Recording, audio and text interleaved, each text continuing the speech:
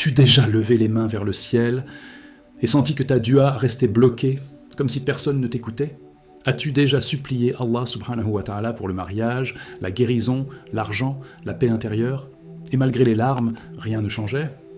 Tu n'imagines pas combien de musulmans vivent ce même poids dans le cœur. Ils prient, ils espèrent, ils attendent, parfois pendant des années. Et beaucoup finissent par croire que leur dua disparaît dans le ciel, sans jamais recevoir de réponse. Mais aujourd'hui, tu vas découvrir quelque chose que très peu de gens connaissent. Une invocation mentionnée dans Sahih al-Bukhari. 6 mots seulement. Et le prophète Muhammad sallallahu alayhi wa sallam a dit que si tu les récites 3 fois après chaque prière, Allah répond à ta dua avant même que tu dises « Amin ». Ces paroles ont changé la vie de milliers de croyants, y compris une sœur qui a attendu 7 ans avant de voir sa dua exaucée. Et tout a basculado après avoir appris ces 6 mots. Tu dois absolument rester jusqu'à la fin de cette vidéo, parce que ce que tu vas entendre aujourd'hui peut transformer ton destin, ta spiritualité, et la manière dont Allah subhanahu wa ta'ala répondra à tes invocations à partir de maintenant. Et avant de continuer, laisse-moi te dire quelque chose de très important. Plus de 70% des personnes qui regardent nos vidéos ne sont pas abonnées. Si tu crois en la puissance de la dua, si tu veux que ta relation avec Allah devienne plus forte que jamais, abonne-toi maintenant et active la cloche. Tu n'auras plus jamais l'impression que tes invocations partent dans le vide. Prépare ton cœur, car dans quelques instants, tu vas entendre les 6 mots qui peuvent changer ta vie. Il commence à lui parler comme un guide qui voit la douleur silencieuse dans les yeux de son ami, cette douleur que tant de croyants portent sans oser l'avouer.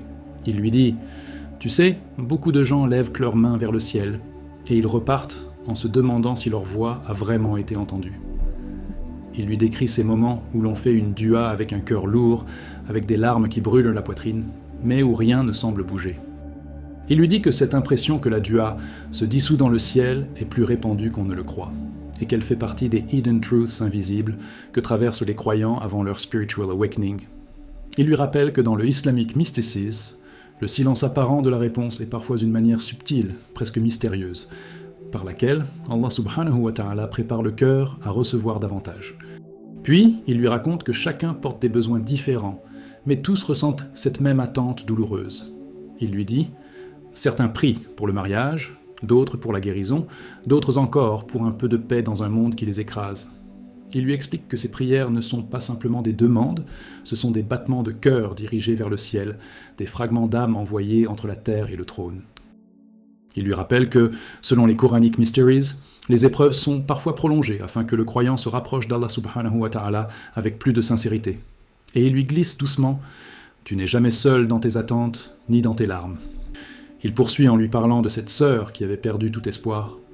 Pendant 7 longues années, elle a prié, supplié, insisté, cherché des signes dans les prophecies and signs, mais chaque jour ressemblait au précédent. Il lui décrit comment elle se sentait suspendue entre l'espoir et l'épuisement, comme si ses duas restaient bloquées dans une dimension intermédiaire. Il lui dit que cette situation est décrite dans les Mysterious Events Explained Through Islam. Lorsque la dua semble ne pas monter, ce n'est pas parce qu'elle est rejetée, mais parce qu'elle attend le moment exact où Allah subhanahu wa ta'ala la transformera en miracle. Il lui dit que la sœur pensait que rien ne changerait, jusqu'au jour où elle entendit ces 6 mots. Il lui explique alors que cette histoire n'est pas seulement émotionnelle, mais profondément spirituelle. Il lui dit que lorsque la sœur apprit cette formule, quelque chose bascula en elle. Ses yeux se remplirent de lumière, son cœur changea de rythme, et la certitude descendit sur elle comme une pluie douce. Il lui dit « Voilà le secret. Voilà l'un de ces trésors issus de l'occult knowledge in Islam. Pas de la magie, mais de la certitude, de la connexion, de la confiance absolue. » Il lui explique que son dua fut exaucé d'une manière qu'elle n'aurait jamais imaginée, comme si les portes du ciel s'étaient ouvertes d'un seul souffle. Enfin, il lui dit que s'il ressent cette même lutte intérieure, cette même douleur silencieuse, alors ce qu'il s'apprête à découvrir pourrait transformer sa vie. Il lui dit « Ce que tu vas entendre n'est pas une recette rapide, c'est une clé qui fait partie des Quranic Mysteries, une clé qui a transformé des destins, une clé que le prophète Muhammad sallallahu alayhi wa sallam lui-même a enseignée. » Puis, il lui sourit doucement et lui dit « Si tu veux comprendre comment cette sœur a vu sa vie changer après 7 ans d'attente, laisse-moi maintenant te révéler les 6 mots sacrés dont parlait le prophète. » Il commence à lui expliquer, avec la solennité d'un maître qui s'apprête à dévoiler un trésor spirituel, que les 6 mots dont parle le prophète Muhammad sallallahu alayhi wa sallam ne sont pas de simples sons, mais une invocation qui porte la lumière des Quranic Mysteries. Il lui dit « Ces mots ne viennent pas d'un savant, ni d'un homme pieux, ni d'un rêve. Ils viennent du messager d'Allah, le plus véridique, le plus digne de confiance. » Il lui rappelle que dans le Islamic mysticisme, lorsqu'une formule est transmise directement du prophète, elle prend une puissance qu'aucune autre parole créée par les hommes ne peut posséder. Il lui dit que cette invocation a été soigneusement préservée dans Sahih al-Bukhari, l'un des plus authentiques recueils de hadith.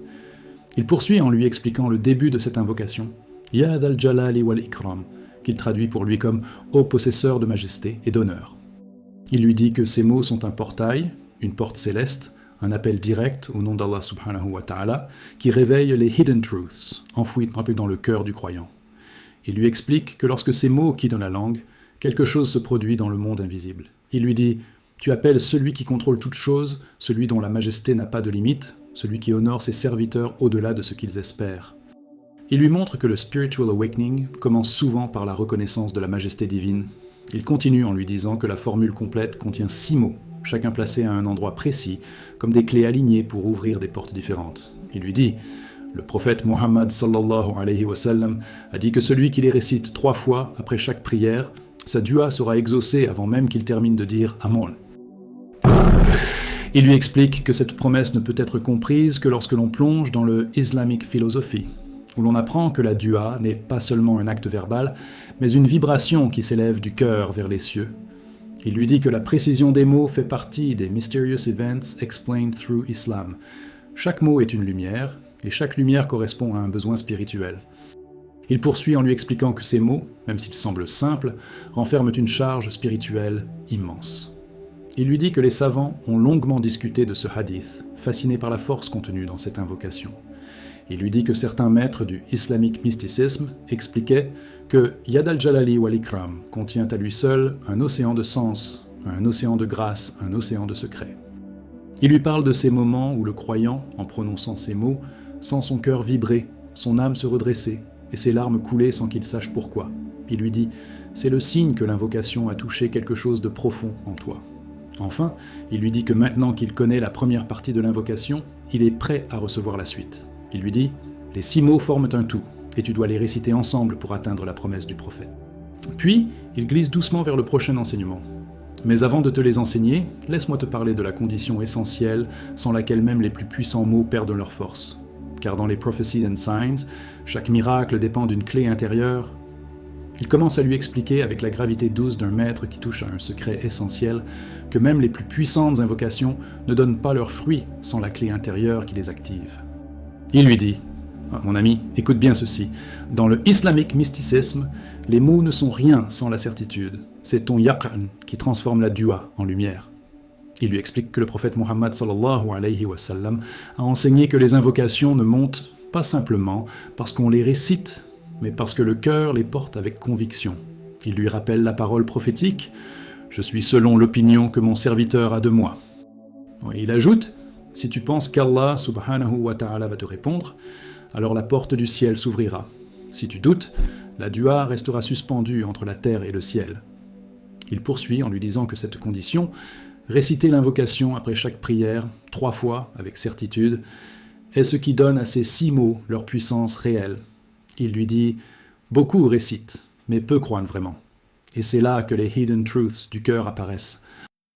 Il lui explique que dans les Quranic Mysteries, le temps après la prière est un moment où le voile entre le croyant et le monde invisible devient plus fin, plus fragile, presque transparent. C'est à ce moment précis que la dua peut percer les barrières du destin. Il lui dit qu'il doit réciter 3 fois, non pas comme une répétition mécanique, mais comme 3 coups, frappés à une porte céleste qui finit par s'ouvrir. Il continue en lui expliquant que la visualisation joue un rôle immense dans cette pratique. Il lui dit « Lorsque tu fais ta dua, imagine-la déjà accomplie.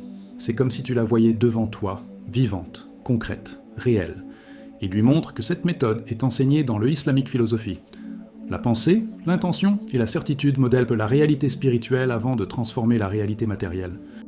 Il lui explique que les maîtres de l'occult knowledge in Islam disaient que la dua ne change pas seulement le destin, elle change d'abord celui qui la prononce. Puis, il lui dit que lorsqu'il visualise son souhait déjà accordé, son cœur s'ouvre, sa langue devient sincère, et la dua se charge d'une force qu'elle ne possède pas autrement. Il poursuit en lui disant que cette condition explique pourquoi tant de personnes voient leur dua rejeté. Il lui dit « Ce n'est pas que ta dua est ignorée, c'est qu'elle n'a pas la force de monter. » Il lui explique que sans Yaqan, la dua tombe au sol, faible, sans ailes, incapable de s'élever.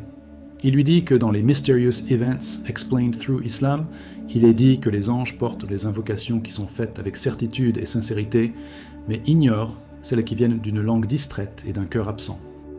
Il lui dit que la foi et la vision intérieure sont les ailes qui transportent la dua jusqu'au trône.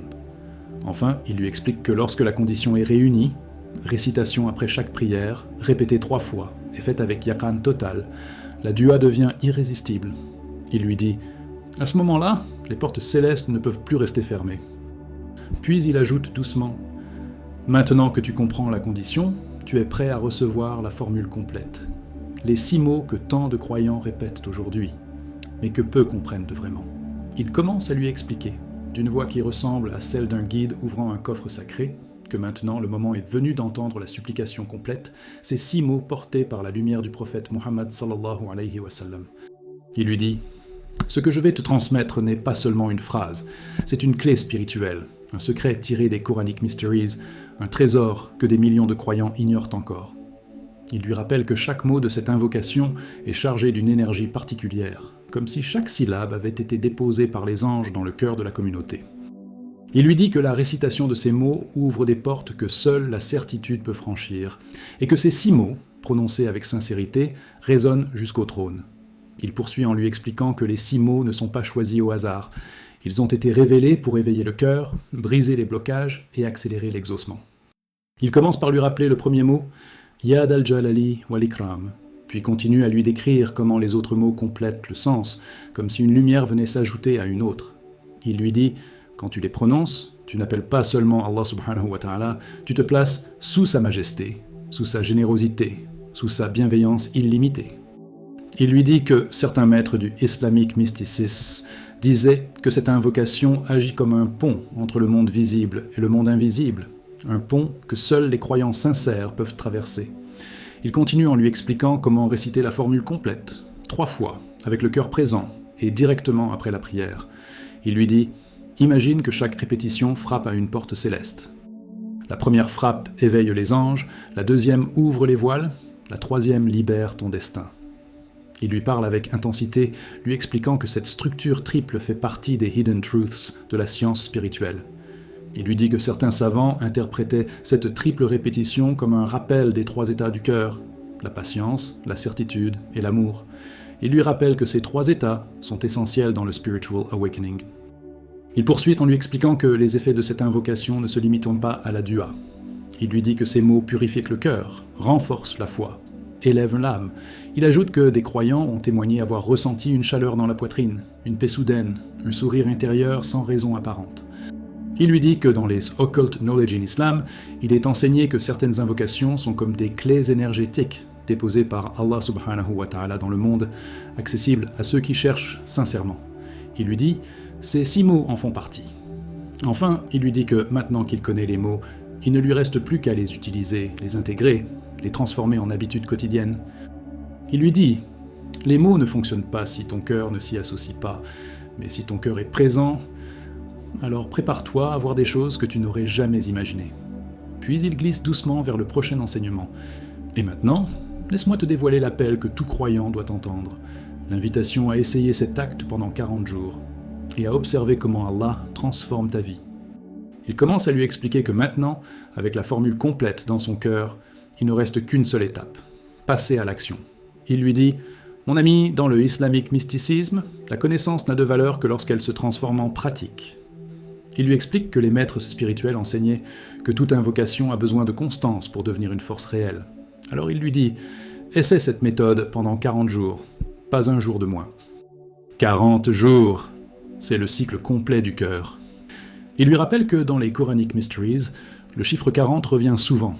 40 nuits pour Moussa alayhi salam sur le mont, 40 jours de purification, 40 années de formation pour un prophète. Il lui dit donc que ce chiffre n'est pas arbitraire. Il est une clé, un rythme cosmique inscrit dans les hidden truths de la création.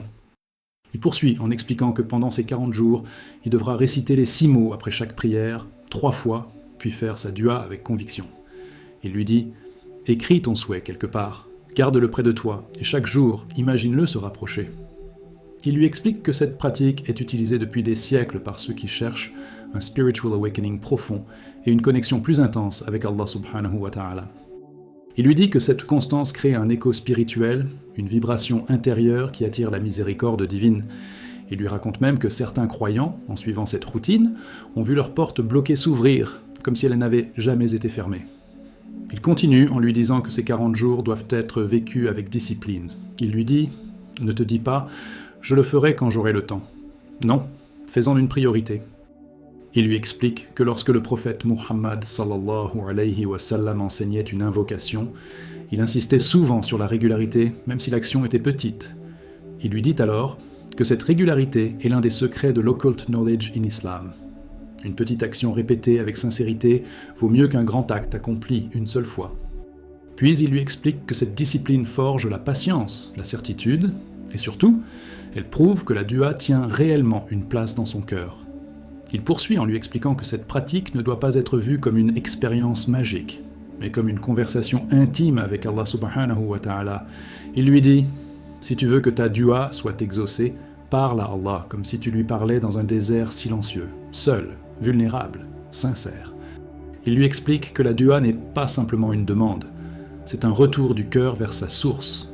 Il lui dit que dans les Mysterious Events Explained Through Islam, il est dit que la dua transforme d'abord ton intérieur avant de transformer ton extérieur.